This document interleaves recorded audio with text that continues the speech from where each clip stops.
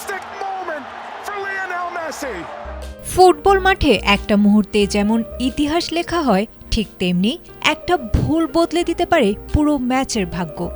নিয়মের বেড়াজাল আর মাঠের বাস্তব পরিস্থিতি এই দুয়ের টানাপোড়েনেই কখনো কখনো ফুটবলারদের ভাগ্য ঝুলে থাকে রেফারির একটা ইশারার ওপর। সম্প্রতি বিশ্বমঞ্চে এমনই এক নাটকীয় মুহূর্তের মুখোমুখি হয়েছিলেন ফুটবল বিশ্বের মহাতারকা লিওনেল মেসি, যা নিয়ে এখন তোলপাড় পুরো ফুটবল দুনিয়া। আলজেরিয়ার বিপক্ষে ম্যাচের ৩২তম মিনিটে মাঠের পরিস্থিতি হুট করেই গরম হয়ে উঠেছিল।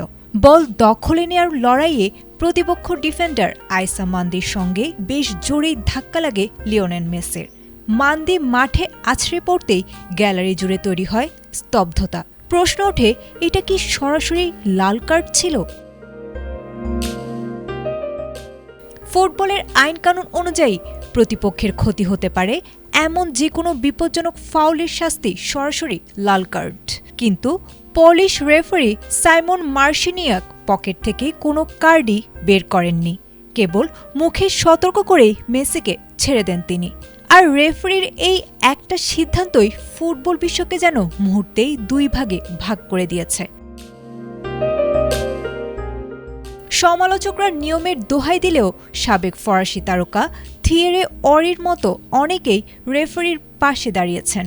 ওরি স্পষ্ট বলেছেন, মেসির চোখ ছিল বলের দিকে, কাউকে আঘাত করার কোনো ইচ্ছে তার ছিল না। ফুটবল যে শুধু নিয়মের অন্ধপ্রয়োগ নয়, বরং মাঠের পরিস্থিতি বোঝার খেলা। এই ঘটনা যেন সেটাই আরেকবার মনে করিয়ে দিল ফুটবল ভক্তদের। আয়েশা আক্তার, এটিএন বাংলা।